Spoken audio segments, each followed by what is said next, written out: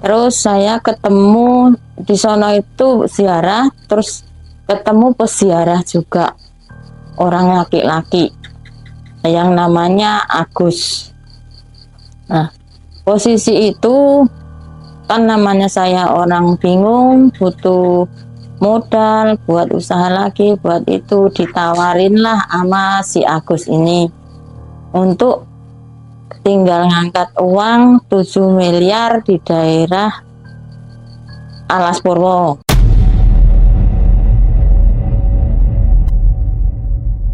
Entah iya, entah enggak, kan saya nggak ngerti juga. Tapi itu emang muncul sesosok itu. Di situ ketemu orang tua bajunya putih semua, ya rambutnya panjang, sebahu, panjang lagi, setangan. Terus rambutnya dikonde kayak orang zaman dulu.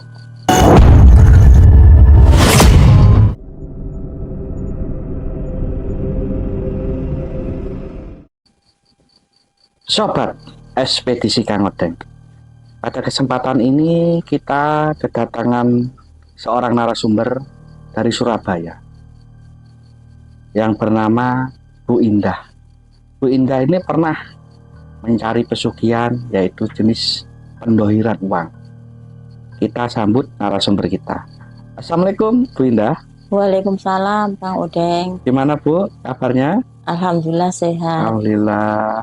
Berapa jam Surabaya ke Banyuwangi ini Bu? 7 jam lebih tadi bisnya macet. Macet. Naik bis Bu ya? Naik bis. Masya Allah. Saya ucapkan terima kasih Bu ya, sudah datang ke rumah saya dan mau mengisahkan kisahnya. Sama. Itu awal mula gimana Bu ceritanya dan tahun berapa? Iya, awalnya kan saya dulu kan usaha dagang. Tahun 2017 itu udah mulai kolab, terus hancur, usahanya udah nggak begitu berjalan. Akhirnya kan saya nyari info-info, sampai lama ketemu dengan orang, dibilangin kalau di Pelausan ada tempat buat semacam ziarah, bisa buat usaha, bisa lancar lagi. Pelausan daerah mana itu Bu? Pelausan daerah Wonogiri. Nah, akhirnya saya cari bener ke sono. Itu sekitar tahun 2018-an. Terus saya ketemu di sono itu ziarah, terus ketemu peziarah juga orang laki-laki yang namanya Agus. Nah, posisi itu kan namanya saya orang bingung, butuh modal buat usaha lagi, buat itu ditawarin lah sama si Agus ini untuk tinggal ngangkat uang 7 miliar di daerah Alas Purwo.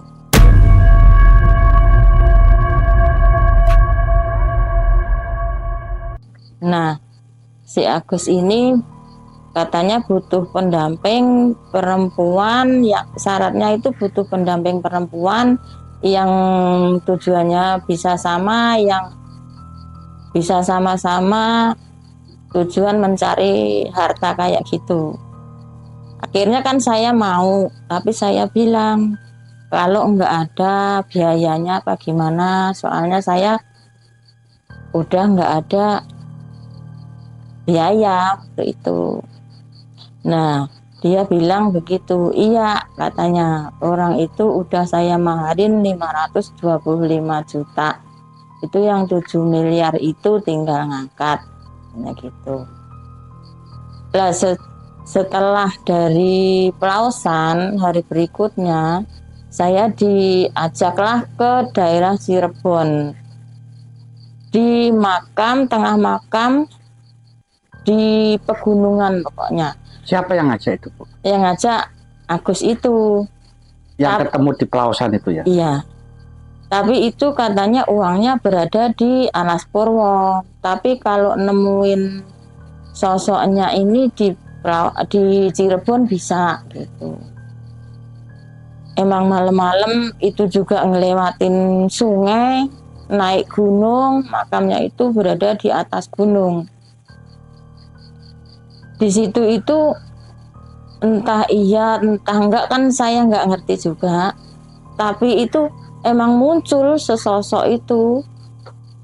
Di situ ketemu orang tua bajunya putih semua, ya rambutnya panjang sebahu, panjang lagi setangan, terus rambutnya dikonde kayak orang zaman dulu, kayak Yoko kayak gitu, film Yoko itu kayak gitu. Bener-bener ketemu saya, tapi mukanya nggak begitu jelas. Terus pas di situ itu saya ditanya sama si sosok ini, umur kamu berapa? Lah pas itu kan saya jawab umurnya, kalau umurnya segitu harus ngeluarin mahar juga senilai umur itu.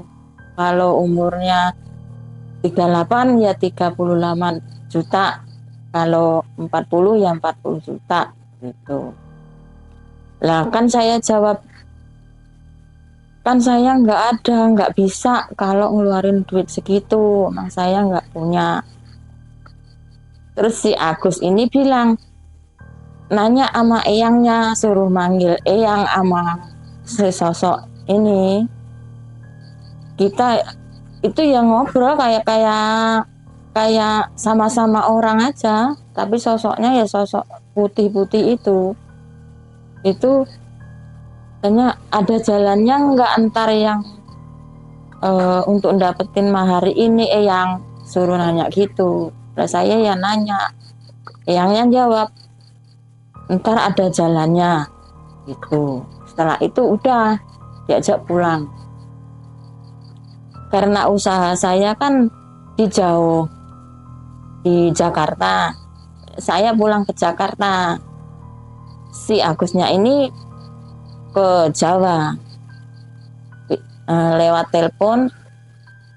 Dengan gimana caranya saya ya nyari utang-utangan sampai uang dagangan pun, uang bos saya pakai.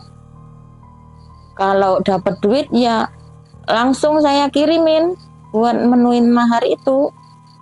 Dapat 10 kirim 10 sampai 38 juta itu penuh. Mahar apa, Bu? Ya mahar yang buat ngangkat itu katanya yang 7 miliar itu saya harus menuin mahar itu. Pas di Cirebon itu? Iya. Lah itu katanya, kan saya sempat ngomong nggak mau, nggak ada duit. Tapi katanya kalau nggak jadi, ntar nggak berhasil, duitnya dibalikin. Gitu. Nah akhirnya kan udah ini saya kirim segitu, saya diajak lagi ke Cirebon lagi ke makam itu, ketemu lagi sama si sosok itu, sosok orang tua yang itu. Itu ritualnya di Cirebon gimana, Bu? Ritualnya apa sama Agus itu? Cuman apa ya, baca itu ya sama Agus. Kalau setiap ke Cirebon ke makam sama Agus. Itu gimana ritualnya? Di sana apa ada kuncennya? Nggak ada, langsung di situ. Tapi anehnya saya itu suruh sujud dulu sebelum ketemu sosok itu, suruh baca Al-Fatihah 21 kali. Kan lumayan lama juga itu. Nah akhirnya setelah saya selesai baca Al-Fatihah, si sosok itu udah ada. Tiba-tiba muncul gitu? Tiba-tiba udah muncul di makam itu. Nah setelah itu kalau setiap ketemu situ ada mandat, nanti kurangannya ini kurang buat ini lagi, sebagian saya lupa, tapi ini buat minyak 15 juta lagi, ntar dikasih waktu 2 minggu, tuh kita pulang. Saya nyari duit lagi 15 juta, saya kirimi udah. Kalau udah itu ntar sebulan kita ngadep lagi, terus ngadep, ntar kira-kira ketemu lagi sama sosok itu. kira-kira ngangkatnya ini sebulan lagi katanya, kata si sosok itu. Tapi kadang sayanya nggak jelas ngomongnya. Yang siapa itu, Bu? Yang sosok nggak kelihatan itu orang, katanya si Agus ini orang orang apa namanya, orang orang goib ya. Itu di petilasan ya, bukan di makam ya? Di makam, makam. makam itu makam banyak, makam masyarakat campur-campur. Tapi itu makam yang salah satu makam yang ada rumahnya kayak gitu. Lah itu ntar katanya ini sebulan lagi nih udah bisa dibawa. Tapi anehnya ntar kalau omongannya nggak jelas, itu si Eyang itu bisa nulis dikasih kertas, ntar dikasihin ini tulisannya dari Eyang tadi, suruhnya begini-begini gitu. Ntar tinggal kurang apa lagi, apa kurang karena tadi ada kesalahan ini, apa telat ngasihin duitnya gitu, tapi bisa kok diituin, kurang minyak apa-apa gitu, duit lagi gitu. Saking saya nggak tahu yang begitu-begituan, baru pertama kali itu ngadepin kayak gitu, saya takut tuh.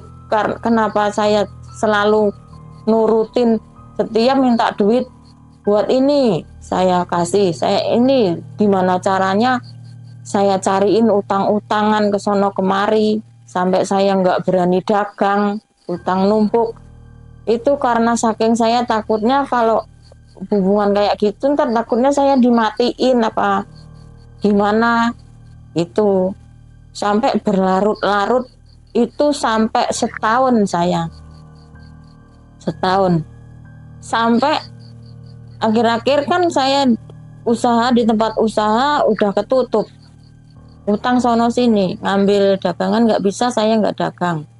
Nah habis itu sampai saya pulang nih ke rumah saya yang di kampung, sampai meja kursi aja saya jual, laku 7 juta saya kasihin, di rumah tuh meja kursi kosong sampai tuh. Akhir-akhirnya saya pikir nggak apa-apa lah, sementara ntar kan dapat duit banyak, pikir saya. Lah akhirnya udah ini masih kurang lagi, katanya buat alasan buat apa gitu. Sayanya ada yang kurang, ada yang lupa ingat juga, udah tahun 2018. Ntar ada yang harus menuin kurang apa, harus beli minyak lagi setiap 40 hari. Setiap 40 hari itu harus beli minyak 15 juta sebelum pengangkatan itu, sampai terakhir pengangkatan harus beli minyak. Itu yang pokok, belum ntar kurang ini kurang itu gitu.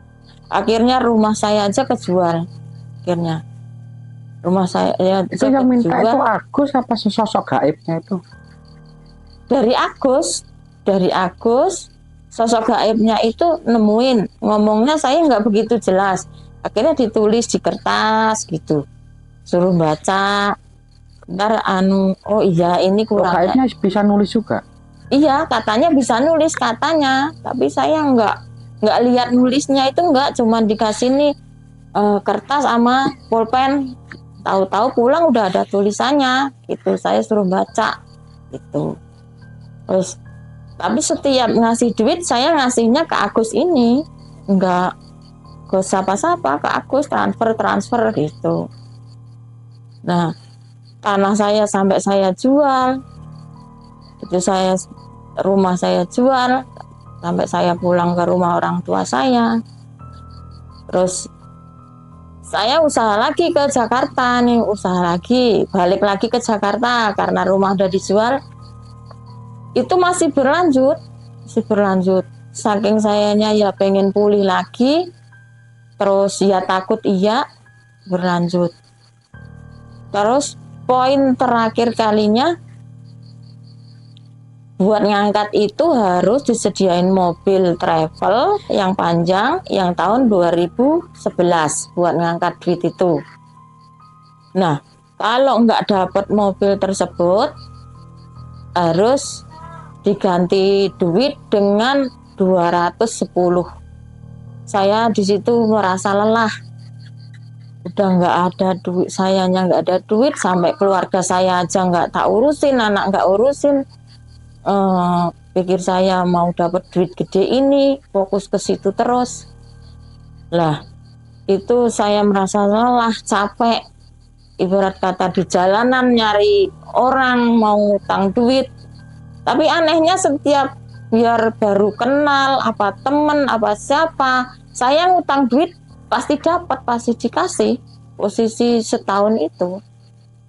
Terakhir kalinya saya mentok suruh nyari duit 210 juta pengganti travel ini, saya udah ngerasa lelah, nggak ada hubungan. Saya kenal teman saya yang terakhir kali ini. Terus saya ini sebulan harus ada travel, kalau enggak duit 210 untuk pengangkatan terakhir kali. Lah, malam kalau belum ada, malam Jumat tinggal 5 hari itu saya suruh ngasih 40 juta dulu. Saya bingung. Terus saya berani nggak berani, baru kenal sama teman saya yang baru kenal, saya ngucap ngutang sama dia 40 juta. Dia jawab, iya bisa gitu. Tapi saya ditanya, 40 juta ini buat apa? Ini buat sedikit, dibilang sedikit ya banyak, bilang banyak ya banyak. Saya mau nyariin tapi buat apa? Akhirnya di situ saya cerita. Awalnya mah saya nggak boleh cerita sama siapapun masalah itu, sama Agus itu. Karena saya kenal ini pengen pinjem duit, akhirnya saya cerita. Begini alur saya yang dari Agus itu. Nah, akhirnya teman saya yang ini nasihatin saya, kamu itu ketipu, jangan diterus-terusin, dilanjut-lanjutin gitu. Terus itu nasihatin, saya belum percaya juga. Akhirnya dinasihatin, dijelasin, itu kamu ketipu, HP saya diambil waktu itu. Terus itu kamu itu dihipnotis lewat HP kayak gitu, makanya kamu nurut terus, udah selesai, jangan hubungan gitu. Awalnya saya sadar di situ, sadar kalau itu benar-benar saya ditipu habis-habisan. Itu kerugiannya sampai berapa? Sampai rumah saya itu, saya waktu bangun dulu itu habis 500 lebih, saya jual 250 dari rumahnya aja. Itu belum tanah saya yang sampingnya.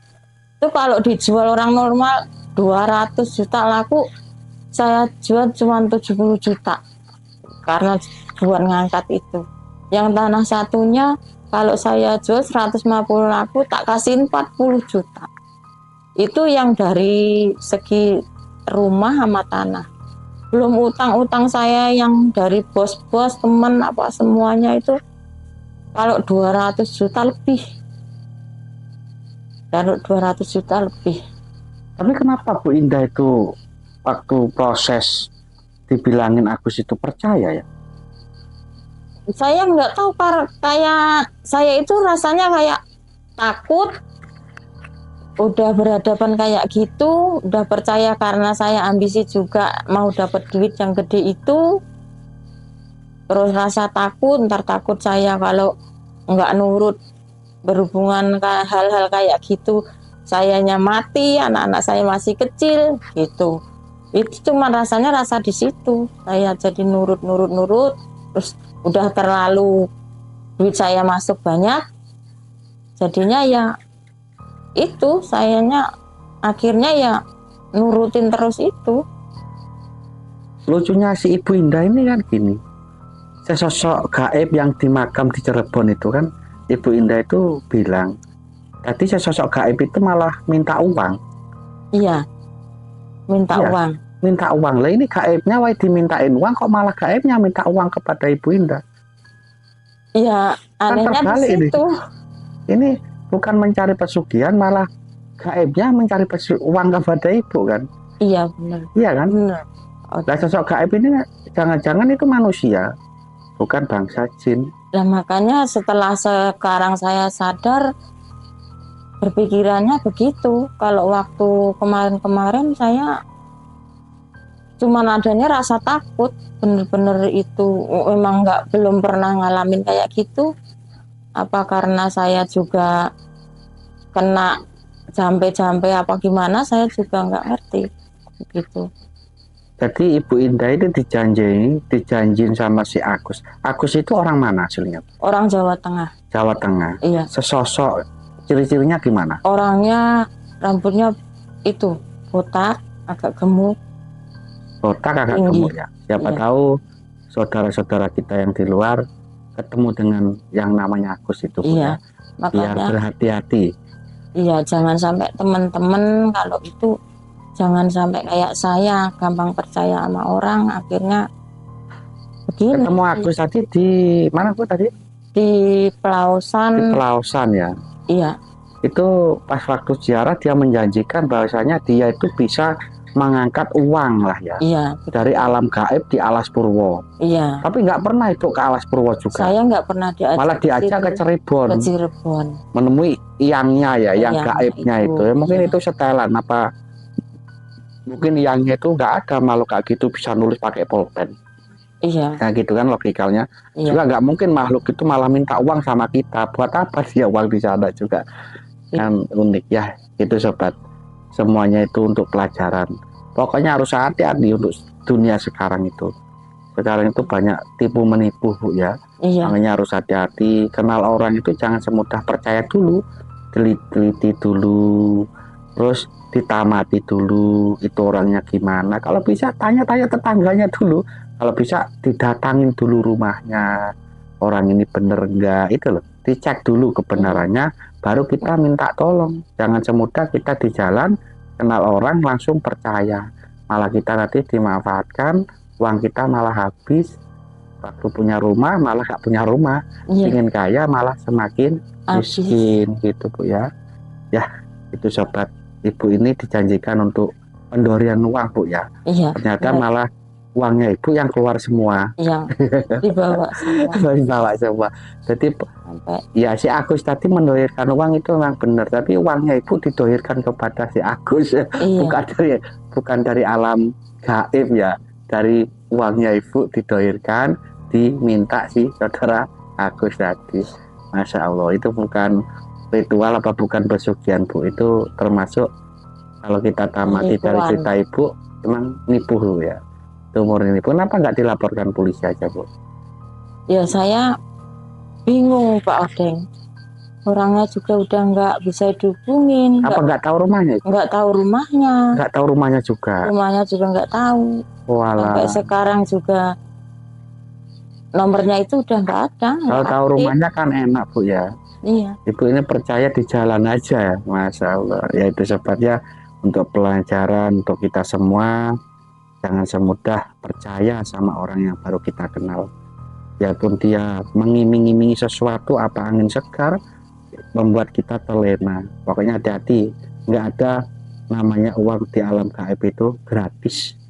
Pasti ada embel-embelnya. Juga nggak mungkin makhluk alam portal kedua tadi minta uang, nggak mungkin, nggak ada. Oh, di sana banyak stok uang yang dibutuhkan, di sana nggak uang, yaitu adalah manusia yang mau dijadikan tumbal. Itu ya sobat ya, makanya semua itu jadi peringatan kita ya. Semua kisah yang kita sajikan ini semua kisah nyata, kita nggak pernah menambah apa mengurangi, apa adanya. Kadang-kala itu emang dari narasumber kita itu agak susah untuk menceritakan, Bu, ya. Maksudnya Iya. kurang detail juga. Kita nggak mau briefing, nggak mau memoles, sobat. Emang kita natural apa adanya. Kadang ceritanya itu asik, cuma nggak bisa membawa. Kisahnya juga ada. Makanya kita itu apa adanya, nggak mau briefing, nggak mau moles, nggak mau nyerem-nyeremkan di dalam kisah kita. Seorang narasumber emang apa adanya, emang real. Kita nanti setiap video kita kasih kisah nyata. Tujuan kita emang apa adanya. Nggak mau moles, nggak mau dibuat-buat, nggak mau. Emang apa adanya, emang diceritakan, itulah kisahnya. Ya, itu dulu, Bu, ya. Kita dari tim ekspedisi Kagodeng kita ucapkan banyak-banyak terima kasih kehadiran Ibu jauh-jauh dari Surabaya udah mau ke Banyuwangi. Iya. Kita tutup dulu Bu ya. Assalamualaikum warahmatullahi wabarakatuh. Waalaikumsalam warahmatullahi wabarakatuh.